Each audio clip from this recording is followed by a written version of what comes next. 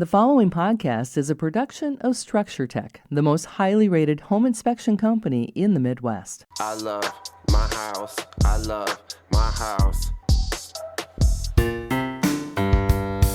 Welcome, everybody. You're listening to Structure Talk. I'm Bill Ulrich. Happy to be here today with Reuben Saltzman and Tessa Murray. And on today's program, we're going to not talk about home maintenance and things that you have to do that's really work kind of stuff. We're just going to spend a little time talking about some fun projects that we're all working on around our houses. Reuben, I think you've got some things going on in your backyard that you are pretty excited to share. Oh, always. No. My latest project, my neighbor convinced me. I met a new neighbor, and he's like, yeah, all this stuff in your backyard, that's all buckthorn. You got to get rid of it. It's an invasive species, and you should get rid of it. I helped your previous owner take care of a bunch of it, but now it's back. I'm like, all right, well, that always comes back. Buckthorn never goes away. Well, I started reading about it. I don't know what division of Minnesota Department of something or another, maybe forestry or something. Mm-hmm. They've got tons of information on their website, probably more than any other state, any other resource. There's a lot there. Is it DNR? That probably is it. Yeah, DNR. Yeah. That's got to be it. And they talk about how to get rid of it. And they said it's like a multi-year commitment if you're going to get rid of this stuff. It grows like wildfire, and it's painful. I mean, they say buckthorn because there are thorns. You get all these little thorns. They leave slivers in your body. But whatever. I spent a couple of weekends tearing all that stuff out. I mean, cutting it. And I'll tell you what, just delighted with this tool. I've got a reciprocating saw. It's a Sawzall. It's a branded Sawzall. Everybody knows what a Sawzall is. They've got this new blade. I think Diablo makes this blade, and it's a pruning blade for your Sawzall. Oh my gosh, that is brilliant. It is. I mean, I've used my Sawzall to cut branches and stuff like that so many times, but finally they have a blade made just for this, and it eats through the stuff. It's got the teeth are like 1/4-inch teeth. I mean, they're huge. So it made swift work of all the buckthorn. I had a pile so ridiculous. It was like 20 feet high, 20 feet wide. I might be exaggerating a little bit. I mean, it was unbelievably large. Wow. And I ended up burning it. I burned the whole thing. Yes, I had to do it within the confines of my 3-foot fire pit. Took you all weekend to burn that. It took about 3 hours. Wow. And I had people saying you can't burn live wood like that, but I beg to differ. I don't know. What? They're saying it's not going to burn well, but you get it hot enough. Yeah. It'll burn. And it turns out you're not supposed to get rid of wood that way. I read the rules after I had already done it, so I'm not advocating this, but it worked. Is this from the city of Maple Grove? Maple Grove said you can't burn wood? That's what it says on their rules. You can't burn brush and all that to dispose of it. In true man fashion, ask for forgiveness, not permission. That's exactly it. Yeah. That's one of my favorite phrases. Yeah. That's one of my projects. I got a lot going on, but I don't want to. That wasn't even a fun one. That was just a I was going to say, that didn't sound like a lot of fun. No, I got more fun stuff going on, but. All right. I mean, Tess, are you doing anything fun? I don't know if I would define it as fun. It's kind of mandatory. So, as you guys know, Jay and I, we bought our condo 2 years ago, built in the 1980s, and it had not been touched. It was still original everything, original carpet, doors, bathrooms, all of that. So we came in and we decided we were going to completely update the whole thing. So I hope my neighbors aren't listening to this because we did, in true man fashion, Bill. Yeah. We did not ask for permission. We just went ahead and ripped out the kitchen, put in all new cabinets, all new appliances, temporary countertops, which it took us 2 years, but we finally have our island countertop now. It's plywood? It's not plywood anymore. Oh, it is, well, it was like a fake butcher block or a cheap butcher block. Now we actually have a quartz countertop. It's beautiful. It's white with a little bit of gray veining in it. Very pretty. And we still we're going to choose a different color countertop for the rest of the kitchen. So that's still just a cheap laminate that's floating around, so don't lean on it too hard because it'll move. How's the relationship? Yeah. So, you know what that comes down to? I was going to talk about our bathroom. And so being in a condo, it's difficult we don't have, the workspace to set up all of our tools and stuff. Luckily, our condo has 2 porches. Reuben, you've been to it. Oh, yeah. So we've got these porches that have sliding glass doors between the dining room, living room onto this porch. It's fully enclosed. And then there's more French doors on the outside of the porch. So it's actually potentially a really nice space to kind of hang out, when it's nice weather. You can to open up the doors. But that has been converted into our workspace. So Jay has all of his tools set up in the porch off of our dining room kitchen area. So when you walk in our living room, you see all the tools set up out there, the table saw, the chop saw, everything. It's a complete disaster. But that's where we... But your kitchen turned out beautiful. Oh, thank you. I've been there. I saw it when it was done. It's not quite done yet, but yeah, that's where all the magic happens. And then we still have the bathroom to finish, the master bathroom, and we've got some trim pieces, that'll probably never be installed. Who's the designer and who's the fabricator? I'm the designer. Jay is the fabricator. Oh. Yeah. And we've tried to both work on these projects together, and it's so frustrating. We don't work well together on projects. And so, you know what? He wants to do things his way. And then I'll come in and I'll be like, well, you should do it this way. That'd be easier. And then he gets really angry. And then we both end up getting mad at each other. So I just, you know what? I let him do it his way. It seems to be much better. On that topic, my wife and I got a new home, and we did a lot of stuff before moving in. I mean, when I say new, I mean new to us. And one of the things was the flooring. And my wife was like, no, we're doing it ourselves. I'm doing it. And she did. She tore out all of the old flooring, put down new flooring. It was this LVT, luxury vinyl tile, they call it. It seems like an oxymoron. Luxury vinyl. Yeah. I know what you're talking about, whatever. though. It's what it's called. Yeah. And she's putting all this stuff in, and it's a lot of work. Yeah. And she knocked it out, and it's gorgeous. And I helped her with a little bit of it. But I remember one day I had stopped by, like on my lunch break or something, to see how it was going. It's my wife, and my dad's over there. He's doing other stuff. They're both over there working. And I was like, oh, Anna, I got to point out like the one little one that's like crooked or something. No. It was like a grain of sand. I was like, this didn't go together right. Now, I don't remember what she said, but I'm sorry, sure it Anna. wasn't fit to be repeated. And it was loud. And I was like, yeah, okay, I think I'm done. You know and what? I just left. I'm like, all right, That's bye. hilarious. Jay's going to hate me for telling this story, but don't worry. He probably won't listen to this podcast anyway. Let's be real. He also decided to do our flooring in our condo, and it was all carpet throughout the whole thing except for the front entry, and we decided to rip that out and just do a laminate, like a wood. And for any of you guys that know him, he's pretty particular about things, and he even, I would say, to the extreme, maybe a little OCD. And he and I were starting to work on laying out the floor, and we got about halfway across the main living space, and he was looking at it, and he's like, I don't like the way that this last piece of wood is gonna fall against the wall. He's like, I don't want to have a tiny little strip of wood. He's like, I want to do a full plank. He's like, that's gonna drive me nuts. I can't just look at a little strip of wood the whole time. So, and I was like, it doesn't matter. No one's gonna look at it. We'll put the baseboard on. Not a big deal. It's fine. He's like, no, that'll just drive me nuts knowing it's there. He's like, I'm gonna rip it all out and start over again. And I was like, you've got to be kidding me. So 2 days later, he's gotten to that point, and he's got a couple pieces left until he gets to the wall. He's done the whole house, and he looks, and somehow he's miscalculated it. And he's ended up with a tiny little strip of wood. No. Yes. And I knew better. So Reuben, when you walked in and you pointed that out to Anna, I'm sure it just lit her fire. I walked in and I saw that, and I just turned around and walked right back out the other way because he was so upset. He couldn't sleep for like 2 nights, and he was seriously debating about ripping it out and doing it again. I said, no, you just have to leave it. Yes. Just don't look at your floor. Just don't look at your floor. Right. All right, we're going to take a quick break, but when we come back, I'm going to talk about my little project, which is really cute. I love that.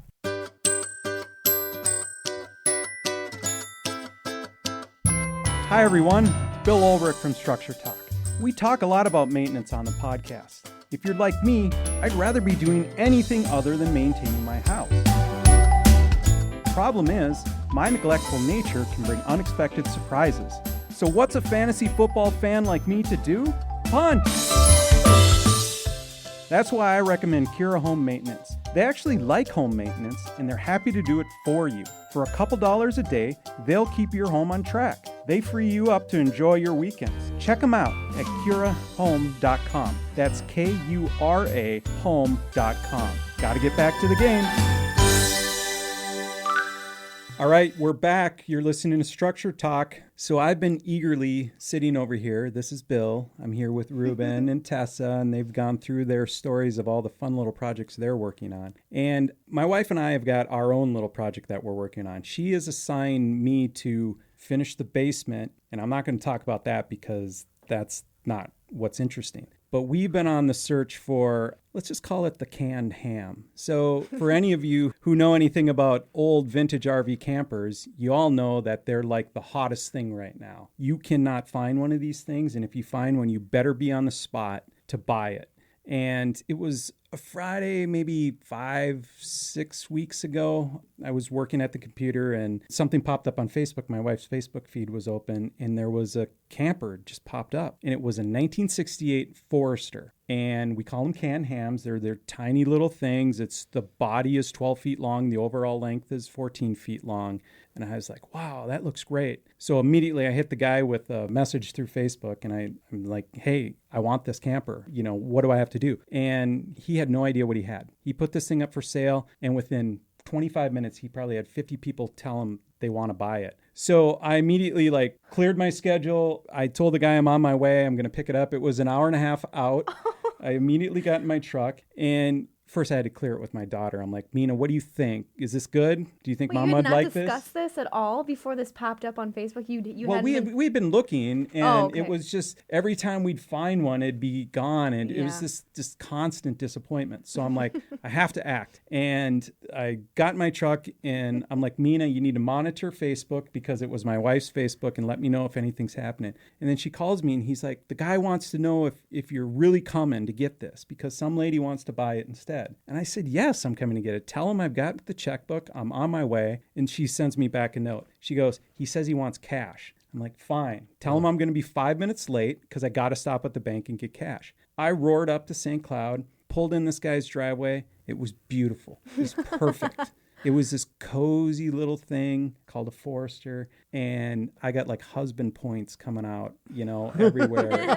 Bells and whistles going off. Oh my God, this thing is so cute, but we're going to have to tear this thing down and rebuild it because that's what the cool folks are doing. Yeah. They're not just leaving it. They're restoring these things. I've got a guy in my small group at my church where he's showing me pictures. He's got the thing taken down to the frame. He's sandblasting the frame, Bill. Yes. I'm like, you're nuts. And now you're No. telling me this. No, Yeah. there's a Whoa, true It's following trending. going on It's about trending. these things. Okay, wow. And this thing is ultimately going to end up way up north, sitting on Rainy Lake, and it's going to be like the honeymoon spot or whatever you want to call it. But this is the new project. Cute. But now I'm like YouTubing how to fix the roof because there's a leak in the roof. Clearly, there's some damage on the wood, some rot kind of along the Flex sides. seal. Flex seal. No. Yeah. No. That'll fix everything, Bill, right? So there's some guy on YouTube. I mean, if you're into this stuff, you get a kick out of it. He's just ripping on people like, if you see caulk on one of these things, they're just ignorant people. They don't know how to fix it because there's a true method to fixing this stuff. And all the parts and all the pieces are all available, but it just takes time and effort. And so that's what we're working on. The cozy little thing. Sleeps 3 people. That's awesome. Yeah. You got pictures? Canned ham. I do, but it's not going to help anybody who's hearing this story. But what I'm I'll telling put you them is- on our post. I'll put them online. Yeah. Yeah. Well, okay, you can put it on the podcast link. Yeah. But yeah, it's will. super cute. Sweet. I'm Even the excited to carpet. see- The carpet is all 1970. It's like You're getting rid of that, right? no. Ooh. Oh, okay. Keeping the All right. 1970 shag? So when you were talking about your house, I was thinking, do houses have more value if they actually have the original vintage charm when they were built? I mean, It depends on It what depends vintage. on what we're talking if you're- about. Yeah. Yeah. Hardwood floors? Yes. Shag carpet? No. you Sorry, have to Bill. have shag. No. This is a- Built-ins? Yes. Vinyl flooring that's peeling up? No. I don't have any vinyl flooring in here, but it's super cool. They're cute as a button, and they pull like nothing. You could literally put a fat tire bike in front of this thing and pedal off with it. Are you designing the inside or is your wife? Well, no, we're just redo what was there. Oh, okay. Because you can't design it. Oh, you gotta okay. you gotta maintain true form here. Otherwise, you just get some crazy crazy looking thing. And those are all over the place. Yeah. And people are still buying those, but they're going to tear those down and then rebuild them the way they're Are supposed you to. running electrical through here? Yes. And guess Okay. what? Oh. Guess what I found in my 1968 camper? I have no idea. Aluminum Oh, wiring. come on. Yes. Aluminum wiring. Tessa, Yes. It Good came call. with aluminum wiring. And I'm debating if I should replace that for the 4 or 6 times a year that it's actually going to get used. Yeah, good question. It's pristine. It's like, I think this thing's been plugged into an outlet maybe 20 times its whole life. Oh, that's pretty cool. Yeah. We'll talk about aluminum wiring on another podcast. That's got to be an episode. Yeah. Yeah. Yep. Okay, so you guys all know, I don't think there's many things that would prevent somebody from buying a house. It's just a matter of who's going to pay for that fix, but that's the one thing. I would never Oh, consider a aluminum house wiring? with aluminum wiring. Okay. Even with the fixes, I would want it gone. Rewired. Yep, we digress. Yes. Sorry. Another podcast. Yes. All right, so when we come back, Reuben's got 2 more stories at least of projects he's working on, and come back and hear what he has to say. Hi everyone, Bill Ulrich here with Structure Talk. Do you live in a home that has a homeowners association attached to it? Here's an interesting nugget. In 2019, Minnesota passed a law that requires all HOAs have a preventive maintenance plan in place. What's that, you say? I know, right? And what's necessary is clear as mud. At Structure Tech, we put together an affordable solution to help HOAs meet this obligation. If your association isn't talking about this, they should be. Check out how we can help at StructureTech1.com. We've been working closely with management companies all year to come up with a win-win-win to meet this new requirement. Let us know if we can help at StructureTech1.com. We're back. You're listening to Structure Talk, brought to you by Structure Tech. I'm Bill Ulrich, alongside Reuben Saltzman and Tessa Murray. And we've just been going through some of the fun projects we've been working on a personal level. And Reuben, he already went through the buckthorn story, but I think he's got something more interesting Yeah, for the us. buckthorn, that sucks. Nobody ever wants to do that. That's not fun, but I do have a really fun project. Maybe it wasn't fun, but I'm delighted with it. Let's put it that way. I've been in this house for about a year now. One of the most annoying things was the kitchen sink. It must have like 10,000 feet of piping in this home because you turn on the hot water at the kitchen faucet, and I timed it. It took like a minute and 20 seconds No. to get hot water. That's It what was you get just for buying a big ridiculous. house. It's not even a big house. I think they ran the pipe in a big loop around the perimeter of the home and then came into the middle and then crisscrossed and then went to the kitchen. It's That's not annoying. a long run, but it took forever to get hot water. And I had the same thing in my last house, and I fixed it by running a water line directly from the top of the water heater straight to the kitchen faucet because I had an unfinished basement, and I used a 3/8 inch line. Now, I'll warn you, that doesn't meet code. The minimum size supply pipe is a 1/2 inch. I went smaller than what's allowed because it was a straight shot. It didn't affect water flow at all, and it had reduced my hot water wait time down to about 10 seconds. It was fantastic. So I was kind of spoiled with my 10-second wait. But I get into this new house, I got a finished basement, I can't do that. So I ended up buying a point-of-use water heater. It's like a little 2-gallon jobby. I think it cost me about $120. I got it at Home Depot. I think I had to order it online. They didn't have it in stock. They don't sell them in the store. But it's a little water heater. It's got a 120-volt plug. It just plugs into an outlet, and it has water supply connections at the top. It's not traditional piping. It's just like the supply connector that you have for your faucet. So that's all it is. And I said, Anna, I said to my wife, I want you to time me. I want you to see how fast this is going to go, because I'm looking at it. I'm like, this couldn't be an easier project. I kid you not. It was less than 5 minutes, start to finish, to install this point-of-use water heater. I mean, I plugged it in, I disconnected the water line from the pipe coming up out of the floor, connected it to the water heater, connected another one to my faucet, done. That's all there was to it. And of course, the T&P discharge tube, I put a little tube on the side of it. Yeah. Nice. I did that. And that's it. So now I turn on my faucet and I have hot water in about 1/3 of a second. It's the greatest thing in the world. Every day I go to wash my hands, my life is good. It's a great So- country we live in. It is. I mean, instantaneous hot Right, water. right. Yeah. I'm more thrilled with that than anything. You know, the novelty, I've had this in there for about 4 months now, and the novelty still hasn't worn off. I'm still delighted every time I turn it on, and it's instantly hot. How about your showers? Do you have to wait a couple minutes for those to heat up? You know, The water? my wife and I don't share a bathroom anymore. We just decided it's Yeah. better. Makes if- things she easier if gets you her have your own. Yeah, and so I've got the bathroom in the basement. Okay. And it's right next to the water you don't- heater. So I don't No know how the complaints. other ones operate. I'm not sure. Yeah, wouldn't know. Oh, that's funny. Well, so our condo has 2 bathrooms and 2 bedrooms, and we completely redid the main bathroom kind of off the main hallway area. So that one is, it's finished. We can use that. But the master bathroom has been gutted for almost 2 years, which killed me. It kills me. It kills me. So yes, I'm looking forward to having a finished bathroom. We're getting close. We have everything tiled now. We kind of changed the configuration around, made the shower a little bit bigger. Jay's building a vanity for the sink. Yeah, it's coming along, but we decided to hire out the tile installation. Good. And I'm really glad Good call. I'm really glad we did that because knowing Jay's perfectionism and my lack of, tiling experience, I knew that wouldn't turn out good. And we've all seen houses that have bad tile jobs. So I don't know how Jay found these people, but it was a Serbian guy and his son who came and tiled our bathroom, and very heavy accent, but great guys and very skilled at what they did. And they tiled the entire shower surround from floor to ceiling and the entire floor of our bathroom, I think about 40, 50 square feet. Yeah. And they did that it took them 2 days. But what we decided to do was put in-floor heat down under the tile, which best decision ever. Yes. Pat myself on the back. Well done. And now I'm worried because we've already talked about this between you and I, but Jay likes to keep it warm in our condo, like really warm in our condo. I love Jay.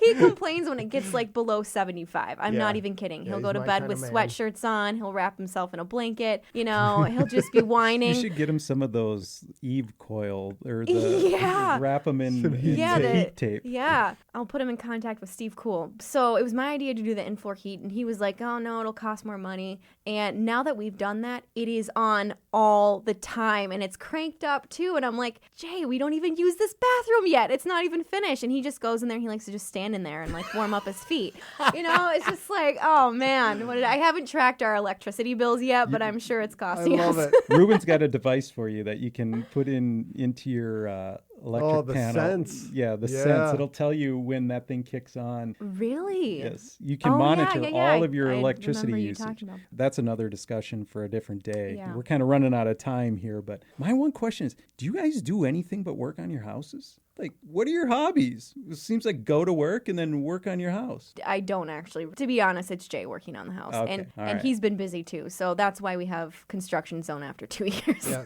for me, my time spent working on this stuff is a few hours on Saturdays. That's it. That's Okay. the only time I work on my house, right. basically. I wish I All had right. more time, but yeah. Well, next time we'll get back to the regular grind of talking about home inspections. Thanks for tuning in. We'll catch you next time. For more information on how we can provide you with the right information about your home before you buy or sell, contact us at structuretech1.com.